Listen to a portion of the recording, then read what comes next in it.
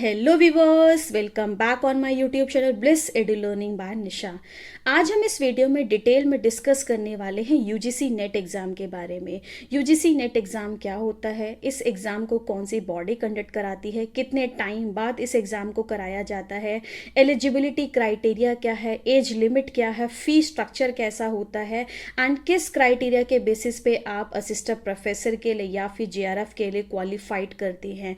And most important, आपको ये exam क्यों देना चाहिए, इस एग्ज़ाम की क्या इंपॉर्टेंस है आपके बाकी एग्ज़ाम्स के लिए।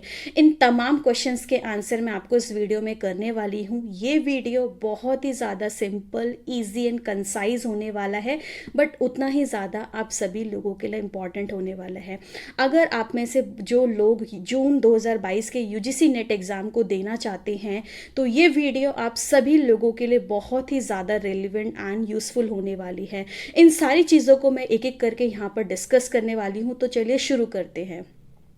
सबसे पहले हम समझेंगे कि नेट एग्ज़ाम है क्या, नेट का मतलब क्या है।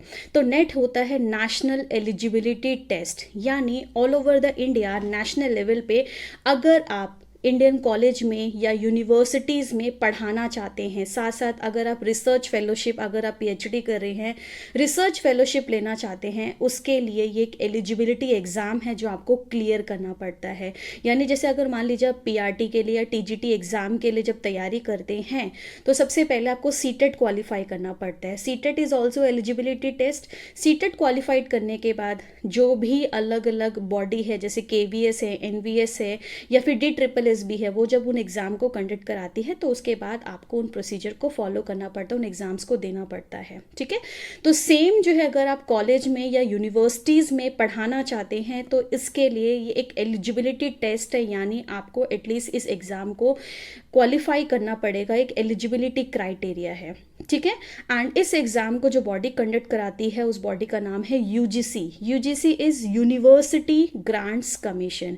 यूनिवर्सिटी ग्रांट्स कमीशन जो है इस पूरे यूजीसी नेट एग्ज़ाम को कंडक्ट कराती है, एंड इस एग्ज़ाम को ऑनलाइन मोड में कराने की जो रिस्पॉन्सिबिलिटी दी गई है वो दी गई है एनटीए को। NTA is national testing agency. ठीक है, तो यूजीसी जो ये नेट एग्ज़ाम है वो बेसिकली किस ऑर्गेनाइजेशन बॉडी का है, वो है यूजीसी का, यूनिवर्सिटी ग्रांट कमीशन। बट इस एग्ज़ाम को, क्योंकि अब ये एग्ज़ाम 2018 दिसंबर से ऑनलाइन मोड में यानी CBT mode, computer based test के फॉर्म में कराया जाता है, तो इस एग्ज़ाम को कराने की जो रिस्पॉन्सिबिलिटी है वो एनटीए की है, नेशनल टेस्टिंग एजेंसी की है। ठीक है, तो जब भी अगर क्योंकि आप जून, अब आप जान लीजिए कि अभी जो जून 2022 में यूजीसी का जो एग्ज़ाम होने वाला है, इसके लिए सबसे पहले आपको एप्लीकेशन फॉर्म को फुल फ्लेज मैनर में कंप्लीट करना पड़ेगा, तब आप जून 2022 के एग्ज़ाम में अपीयर हो सकते हैं। तो इस फॉर्म को फिल करने की जो लास्ट डेट है वो है 20 मई, 20 मई इसकी लास्ट डेट है। अगर आपने अभी तक फिल नहीं किया है तो जल्दी से जाकर इसको फिल कर लीजिए। ठीक है, नेट एग्ज़ाम के लिए अगर आप सिर्फ और सिर्फ नेट एग्ज़ाम को देना चाहते हैं, मान लीजिए अगर आपकी एज निकल गई है, ठीक है, तो नेट फॉर्म को भरने के लिए आपके नेट के लिए कोई एज लिमिट नहीं है। आप किसी भी एज में अगर आप हैं तो आप क्या कर सकते हैं, नेट फॉर्म को फिल कर सकते हैं, नेट के लिए बेसिकली। बट अगर आप जेआरएफ के लिए जाना चाहते हैं, जूनियर रिसर्च फेलोशिप लेना चाहते हैं, तो उस केस में आपकी मैक्सिमम एज लिमिट 31 ईयर्स होनी चाहिए। यानी अगर आप 31 ईयर्स के हैं तब तक ही आप जेआरएफ के लिए भर सकते हैं, लेकिन अगर नेट के लिए कोई एज लिमिट नहीं है। ठीक है, अब बात करते हैं कि इस फॉर्म को कौन फिल कर सकता है, इस यूजीसी नेट फॉर्म को कौन फिल कर सकता है। तो जो लोग भी पोस्ट ग्रेजुएशन कर रहे हैं या अपनी मास्टर्स डिग्री परफॉर्म कर रहे हैं, तो उनके मास्टर्स में, यानी अगर वो एमए पोस्ट ग्रेजुएशन डिग्री कर रहे हैं, अपीयरिंग भी है, या फिर उन्होंने 55% मार्क्सेस को कंप्लीट कर लिया है, वो सभी लोग इस एग्ज़ाम के लिए फॉर्म को फिल कर सकते हैं। ठीक है, तो ध्यान रखिएगा ज़रा, चाहे आप पोस्ट ग्रेजुएशन डिग्री यानी उसमें अपीयर हैं, आपकी कंप्लीट नहीं हुई है, या फिर आपने 55% मार्क्सेस को कंप्लीट कर लिया है उस कंसर्न सब्जेक्ट में। कंसर्न सब्जेक्ट का मतलब अगर आप इकोनॉमिक्स से रिलेटेड है तो इकोनॉमिक्स में, सोशियोलॉजी से सोशियोलॉजी में, पॉलिटिकल साइंस से तो पॉलिटिकल साइंस में। तो ये एलिजिबिलिटी क्राइटेरिया है। अब बात करते हैं, जब आप फॉर्म को फिल करने जाएंगे तो सीधा आप इनकी ऑफिशियल वेबसाइट पे जाइए। इनकी ऑफिशियल वेबसाइट है UGCnet.ac.in। nta.nic.in, ये इसकी ऑफिशियल वेबसाइट है। इस ऑफिशियल वेबसाइट पे जाके आप इनके सारे क्राइटेरियाज को पढ़ सकते हैं एंड 3 स्टेजेस में आपको इस फॉर्म को कंप्लीट करना है, वो मैं आपको आगे डिटेल में समझाने वाली हूँ। तो सबसे पहले आपको समझना पड़ेगा कि इनका क्या क्राइटेरिया है इसको डिसाइड करने का। देखिए, मान लीजिए आपने एग्ज़ाम दिया, जितने भी कैंडिडेट उस एग्ज़ाम को देते हैं, साथ साथ उन्होंने जैसा उस एग्ज़ाम में परफॉर्म किया है उसके बेसिस पे वो एक कट ऑफ रिलीज़ करते हैं। तो जो नेट के लिए कट ऑफ होती है वो अलग होती है और जीआरएफ के लिए कट ऑफ अलग होती है। नेट की कट ऑफ कम जाती है और जीआरएफ यानी जूनियर रिसर्च फेलोशिप की जो कट ऑफ होती है वो ज़्यादा जाती है। ठीक है, तो मान लीजिए नेट की कट ऑफ गई है और आपके नेट की कट ऑफ से ज़्यादा मार्क्स है बट आप जेआरएफ की कट ऑफ को अचीव नहीं कर पाए, तो उस केस में आपका नेट क्वालिफाइड होगा। क्लियर है, आप जो है वो जेआरएफ के लिए अवॉर्डी नहीं होंगे, आपको जेआरएफ का सर्टिफिकेट नहीं मिलेगा। बट अगर आपने जेआरएफ की कट ऑफ को क्लियर कर लिया है तो उस केस में यानी आप नेट साथ साथ जेआरएफ दोनों क्वालिफाइड हैं। ठीक है, तो इस चीज़ को ध्यान में रखिएगा। एंड जब आप इस सर्टिफिकेट को यानी चाहे आप यूजीसी नेट एग्ज़ाम को जब आप क्लियर कर लेते हैं तो इसके बेसिस पे फर्दर जब भी अलग अलग सेंट्रल यूनिवर्सिटीज़ या स्टेट यूनिवर्सिटीज़ असिस्टेंट प्रोफेसर के लिए फॉर्म निकालती है, उस केस में आप उस फॉर्म को फिलअप कर सकते हैं, यानी आप एलिजिबल हो गए और फर्दर आप असिस्टेंट प्रोफेसर के लिए उन एग्ज़ाम्स को क्लियर करके आगे फर्दर जा सकते हैं। ठीक है, तो ये एग्ज़ाम अब कौन करा रहा है, ये एनटीए करा रहा है और इस एग्ज़ाम की लास्ट डेट है 20 में। आपने नहीं भरा है तो जल्दी से जाकर इसको फिल कर लीजिए। ठीक है, अब बात करते हैं, क्योंकि एग्ज़ाम जो है वो एनटीए करा रहा है तो ये एग्ज़ाम पूरे तरीके से ऑनलाइन मोड में रहेगा। इससे रिलेटेड क्योंकि आप देखेंगे जब आपको मैं अभी वेबसाइट बताऊंगी, इस वेबसाइट पे जाके अलग अलग मॉक टेस्ट भी है, पूरा एक पैटर्न है कि आप किस तरीके से जब आप एग्ज़ाम में बैठेंगे तो स्क्रीन कैसे विजिबल होगी, कैसे क्वेश्चंस को मार्क करना है, कौन सा क्वेश्चन, वो सारी चीज़ें आपको वहाँ पर मिल जाएगी। आप एग्ज़ाम में मेन एग्ज़ाम में अपेयर होने से पहले आप उसको ज़रूर देखिए। ठीक है, अब बात करते हैं कि ये डिसाइड कैसे करते हैं। देखिए, तो आप बेसिकली यूजीसी नेट एग्ज़ाम जो होता है वो 2 पेपर के फॉर्म में होता है, पेपर 1 एंड पेपर 2। पेपर 1 जो होता है वो एक जनरल पेपर है। जनरल पेपर का मतलब आप किसी भी सब्जेक्ट के, सोशियोलॉजी के, इंग्लिश के, हिंदी के, संस्कृत के, एनी ऑफ योर सब्जेक्ट, आप किसी भी सब्जेक्ट के लिए है वो पेपर 1 सबका सेम रहता है। तो paper 1 is a general paper जहाँ पे आपसे कंप्यूटर, रीजनिंग, रिसर्च हो गया और उसके बाद आपका टीचिंग एप्टीट्यूड, ठीक है, जीके हो गया, एनवायरनमेंट हो गया, इन सब से रिलेटेड आपसे क्वेश्चन पूछे जाते हैं। तो पेपर 1 जनरल पेपर होता है, इन डिफरेंट क्राइटेरियाज के बेसिस पे होता है। पेपर 1 में आपसे टोटल 50 क्वेश्चन पूछे जाएंगे और हर क्वेश्चन 2 नंबर का रहेगा। तो इसका मतलब है कि पेपर 1 जो है वो आपका 100 मार्क्स का होगा। ध्यान रखिएगा ज़रा, पेपर 1 100 मार्क्स का रहेगा, यानी हर क्वेश्चन 2 नंबर का। इसका मतलब है कि पेपर 1 में आपको 50 क्वेश्चन करने होंगे। बात करते हैं पेपर 2 की, तो paper 2 is a subject consent paper. आप जिस सब्जेक्ट के हैं उस सब्जेक्ट से रिलेटेड, यानी जिस भी सब्जेक्ट में आप पोस्ट ग्रेजुएशन कर रहे हैं उस सब्जेक्ट से रिलेटेड क्वेश्चन आपको पेपर 2 में देखने को मिलेंगे। और पेपर 2 में आपको टोटल 100 क्वेश्चन रहेंगे, हर एक क्वेश्चन 2 नंबर का रहेगा, यानी पेपर 2 आपका 200 मार्क्स का रहेगा। इन शॉर्ट हम बोल सकते हैं कि आपके पूरे यूजीसी नेट एग्जाम में टोटल जो है वो 150 क्वेश्चन रहेंगे और इसकी वेटेज रहेगी 300 मार्क्स की। एंड इस एग्ज़ाम को आपको 3 घंटे के अंदर, यानी इस एग्ज़ाम को कंप्लीट करने के लिए आपको 180 मिनट्स प्रोवाइड किए जाएंगे। ठीक है, टोटल यहाँ पे 150 क्वेश्चंस को करने के लिए आपको जो है टोटल 3 घंटे प्रोवाइड किए जाएंगे। एंड ये एग्ज़ाम 2 शिफ्ट में कराया जाता है, शिफ्ट 1 एंड शिफ्ट 2। शिफ्ट 1 का टाइम जो है वो 9 से 12 का रहेगा एंड शिफ्ट 2 का जो टाइम रहेगा वो रहेगा आपका 3 से 6। ठीक है, एंड ये एग्ज़ाम जो है वो यूजीसी नेट हर साल में 2 बार तो ज़रूर कराते हैं, जैसे जून का, फिर दिसंबर में, जून दिसंबर, तो साल में ये 2 बार एग्ज़ाम को कंडक्ट कराया जाता है। एंड मोस्ट इम्पॉर्टेंट, जो लोगों ने दिसंबर 2021 में इस फॉर्म को भरा था बट ड्यू टू कोविड इस एग्ज़ाम को नहीं कराया गया था यूजीसी द्वारा, तो दिसंबर 2021 के एग्ज़ाम भी अभी जून 2022 वालों के साथ कराए जा रहे हैं, यानी उन सभी लोगों को उसके साथ मर्ज करके उस एग्ज़ाम को कराया जा रहा है। तो यानी दिसंबर 2021 के लोगों ने जिन्होंने फॉर्म भरा था एंड जो जून 2022 के लिए फॉर्म भर रहे हैं, इन दोनों के लिए कंबाइंड एग्ज़ाम अभी जून 2022 में होने वाला है। तो ये चीज़ आप ध्यान रखिएगा। अब इस फॉर्म को जब आप भरेंगे तो आपको इस फॉर्म के अंदर 3 स्टेप्स को क्रॉस करना है।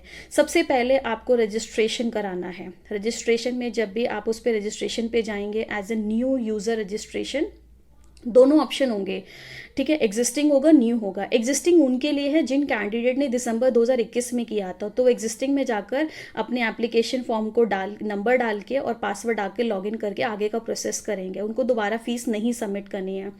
बट जो लोग नए यूज़र्स हैं, जो अभी जो 2022 में के लिए फॉर्म भरना चाहते हैं, वो नए यूज़र्स रहेंगे, तो उनको सबसे पहले रजिस्ट्रेशन फॉर्म कंप्लीट करना है। उस रजिस्ट्रेशन फॉर्म में आपकी बेसिक डिटेल, आपका नेम, आपका नाम आ जाएगा, फादर्स नेम, मदर्स नेम, आपका एड्रेस आ जाएगा, आपका सब्जेक्ट आ जाएगा, वो सारी बेसिक डिटेल डाल के आपको रजिस्ट्रेशन कंप्लीट करना है। एंड मोस्ट इंपॉर्टेंट, जब आप रजिस्ट्रेशन फॉर्म को फिल करेंगे, वहीं पर आपको एक ऑप्शन दिखेगा पासवर्ड क्रिएट करने का। तो आपको अपना पासवर्ड क्रिएट करना है। तो जो भी आप अपना पासवर्ड क्रिएट करेंगे, वहाँ पे एक सिक्योरिटी क्वेश्चन भी होता है, आपके पेट का नाम या कुछ और क्वेश्चन पूछता है, तो आपको वो क्वेश्चन याद रखना है कि आप उस टाइम पे कौन से क्वेश्चन पे क्लिक कर रहे हैं। और उस क्वेश्चन पे क्लिक करने के बाद, जैसे मान लो वो आपसे पूछता है आपका पेट नेम क्या है, तो मैंने डाल दिया निशु मेरा पेट नेम है। तो आपको ध्यान रखना है, कई बार जब आप अपना पासवर्ड वगैरह भूल जाते हैं, तो फॉरगेट पासवर्ड में आपको ये इन्फॉर्मेशन डालनी पड़ती है, ठीक है। तो जो भी आप अपना पासवर्ड, इसके अलावा जो आप पासवर्ड क्रिएट करेंगे, पासवर्ड कम से कम 8 से 13 डिजिट का होना चाहिए। 8 से 13 डिजिट का पासवर्ड होना चाहिए। एंड मोस्ट इंपॉर्टेंट, बहुत लोग गलती करते हैं, उनका फॉर्म फिलअप नहीं हो पाता। जब आप पासवर्ड क्रिएट करेंगे, तो उस पासवर्ड में बेसिकली कम से कम एक लेटर कैपिटल होना चाहिए, कम से कम एक लेटर स्मॉल में होना चाहिए, एक लेटर कम से कम न्यूमेरिक फॉर्म में होना चाहिए, और कम से कम एक लेटर जो है वो आपका यहाँ पे स्पेशल लेटर, जैसे हम @ लिखते हैं या फिर हैशटैग लगाते हैं, वो होना चाहिए। तो यानी कुल मिला के जो आप 8 से 13 डिजिट का पासवर्ड क्रिएट करेंगे, उनमें ये सारी चीज़ें होनी चाहिए। एक लेटर कैपिटल होना चाहिए, एक लेटर स्मॉल होना चाहिए, एक न्यूमेरिकल भी होना चाहिए, एंड साथ साथ एक जो है वो आपका स्पेशल लेटर, जैसे मान लीजिए अब ऐसे मान लीजिए आपका नाम अरुण है, तो आप ऐसे कर सकते हैं, कैपिटल ए, बाकी RUN आपने स्मॉल में रख दिया, @ और फिर मान लो आपने 9582 कर लिया। तो ऐसे करके आप पासवर्ड क्रिएट कर सकते हैं, ठीक है। तो और ध्यान रखना, जो क्राइटेरिया है उसको फॉलो करेंगे तभी आपका पासवर्ड क्रिएट होगा। तो जैसे ही आपका पासवर्ड क्रिएट होगा, आपका एप्लीकेशन फॉर्म जो है वहाँ पे सबमिट हो जाएगा। तो 2 चीज़ें आपको ध्यान रखनी है, एक आपका एप्लीकेशन नंबर और आपने जो पासवर्ड क्रिएट किया है, इन दोनों को आप कहीं पर नोट डाउन कर लीजिए। दिस इज़ वेरी इंपॉर्टेंट, क्योंकि कल को अगर आप नेट एग्जाम क्वालिफाई करेंगे, तो आपको सर्टिफिकेट के लिए भी वहीं से डाउनलोड करना पड़ेगा, एडमिट कार्ड के लिए भी आपको ये चाहिए, साथ में आगे का प्रोसेस करने के लिए भी जब आप लॉगिन करेंगे, तो आपको एप्लीकेशन नंबर और आपको पासवर्ड अपना याद होना चाहिए। तो जैसे ही आपका रजिस्ट्रेशन फॉर्म कंप्लीट हो जाएगा, वहाँ पे आपके पास एक एप्लीकेशन नंबर आएगा, और साथ में आपने जो पासवर्ड क्रिएट किया है उनको कहीं लिख लीजिएगा। ये पहला स्टेप था रजिस्ट्रेशन करने के बाद। फिर रजिस्ट्रेशन करने के बाद आपको अपना क्या करना है, दोबारा से जाके वहाँ पे एक स्टेप आएगा, एप्लीकेशन में जाके आपको वहाँ पे लॉगिन करना है। लॉगिन करते ही वहाँ पर फिर आपसे बाकी डिटेल मांगी जाएंगे। वहाँ पर आपको अपनी photographs, latest photograph and signature upload करना है, ठीक है। अगर मैं फ़ोटोग्राफ की बात करूँ, तो फ़ोटोग्राफ आपकी जो है वो बिल्कुल सिंपल होनी चाहिए। फ़ोटोग्राफ ऐसी होनी चाहिए जहाँ पे आपका फेस बिल्कुल क्लियर दिख रहा है, आपके दोनों कान अच्छे से नज़र आ रहे हो, बैकग्राउंड आपका वाइट होना चाहिए, ठीक है। इसके अलावा जो फोटो का साइज़ होना चाहिए वो 10 KB से लेके 200 KB के बीच में होना चाहिए। एंड जब हम इसकी सिग्नेचर की बात करेंगे, क्योंकि आपको सिग्नेचर भी स्कैन करके अपलोड करना है, तो सिग्नेचर स्कैन का जो साइज़ रहेगा वो 4 KB से लेके 30 KB के बीच में होना चाहिए। तो ये फ़ोटो का साइज़ एंड सिग्नेचर का साइज़ आप ध्यान रख के करिएगा। जब तक ये साइज़ इसके बीच में नहीं लाइक करेगा, तब तक आपका आगे का प्रोसेस नहीं हो पाएगा। तो फ़ोटो का साइज़ आपका 10 KB से 200 KB के बीच में होना चाहिए, एंड जो सिग्नेचर का साइज़ है वो आपका 4 KB से 30 KB के बीच में होना चाहिए। ठीक है। तो जैसे ही आप अपना फ़ोटो एंड सिग्नेचर अपलोड करेंगे, इसको अपलोड करते ही आपका तीसरा स्टेप आएगा, वो है आपका फ़ी पेमेंट। तो फ़ी पेमेंट करने से पहले आपको दोनों स्टेप्स को बहुत अच्छे से चेक कर लेना है कि आपने अपनी सारी इन्फॉर्मेशन अच्छे से फिल करी है या नहीं करी है। अगर आपने सारी इन्फॉर्मेशन अच्छे से फिल नहीं करी है तो उस केस में अगर आप पेमेंट कर देते हो तो आपको फिर बाद में प्रॉब्लम आती है। वो खैर करेक्शन के लिए डेट निकालते हैं, बट वो आपको बहुत हैक्टिक लगता है। इट्स बेटर है कि आप गलती ना करो। फ़ी पेमेंट करने से पहले आप सारी रेलिवेंट इन्फॉर्मेशन को अच्छे से चेक कर लो। इनको चेक करने के बाद फिर आपने फ़ी पेमेंट करनी है। फ़ी पेमेंट के लिए आप नेट बैंकिंग हो गया, यूपीआई हो गया, डेबिट कार्ड, क्रेडिट कार्ड, इन मोड का यूज़ करके आप पेमेंट कर सकते हो। ठीक है। तो अगर आप जनरल कैंडिडेट हैं तो जनरल के लिए जो फीस स्ट्रक्चर है वो 1100 रुपये है। अगर आप ओबीसी नॉन क्रीमी लेयर से बिलोंग करते हैं या फिर इकोनॉमिकली वीकर सेक्शन ईडब्ल्यूएस से हैं तो आपके लिए फ़ीस जो है वो 550 रुपये है। और अगर आप SC ST या फिर PWD में हैं तो आपके लिए जो फीस स्ट्रक्चर है वो कितना है, 275 रुपीज़ है। ये आपका एप्लीकेशन है। ठीक है। तो जैसे ही आपका फुल फ्लेज तीनों आप रजिस्ट्रेशन कर देंगे, आप अपनी फ़ोटोज़ वगैरह को अपलोड कर देंगे और फ़ी पेमेंट कर देंगे। फ़ी पेमेंट करने के बाद आपके पास जैसे ही आप फाइनल फॉर्म सबमिट करेंगे एक कन्फर्मेशन पेज आएगा। उस कन्फर्मेशन फॉर्म को डाउनलोड करके आप अपने आप को आप उस चीज़ को अपने मेल पे रख ले, ताकि इन फ्यूचर जब भी आपका एडमिट कार्ड या कुछ और आता है तो आपके पास वहाँ पे एप्लीकेशन नंबर हो, आपके पास डॉक्यूमेंट हो कि आपने इस फॉर्म को कन्फर्मली आपने इसको भरा है। ठीक है। तो ये स्टेप्स आपको करने हैं, इसको ध्यान रखिएगा ज़रा। एंड मोस्ट इंपॉर्टेंट ये तो हो गया आपके एप्लीकेशन फॉर्म से रिलेटेड कैसे फिल करना है, क्या करना है, वो सारी चीज़ें मैंने आपको यहाँ पर बता दी है। नेक्स्ट, अब फॉर्म फिल करने के बाद आपको क्या करना है, अपने क्वेश्चंस पेपर को अगर आप प्रैक्टिस करना चाहते हैं, ठीक है, आप प्रीवियस ईयर के क्वेश्चन पेपर प्रैक्टिस करना चाहते हैं तो आप वेबसाइट लिख लीजिए nta.ac.in। nta.ac.in, वहाँ पर आप जाएंगे। वहाँ पर आपको अपना सिलेक्ट करना है UGC नेट और साथ में आपका सब्जेक्ट्स फिलअप करना है। वहाँ पे आपको 2014, 15, 16, 17, 18, 19 सारे पेपर्स आपको वहाँ पे अवेलेबल है। आप उन टेस्ट पेपर को कर सकते हैं। तो इस वेबसाइट पे जाने के बाद आपके पास मॉक टेस्ट होगा। आप मॉक टेस्ट पे जाके इस पेपर को आसानी से अटेम्प्ट कर सकते हैं। बहुत इंपॉर्टेंट क्वेश्चंस है, आपको प्रैक्टिस करना चाहिए ताकि आप आने वाले एग्जाम को अच्छे से कर सकें। तो आई होप आपको जितनी भी क्वेरीज थी वो आपकी रिजॉल्व हुई होगी, आपको वीडियो पसंद आया होगा। And most important, all the best for your upcoming exam. So thanks for watching. जय हिंद, जय भारत।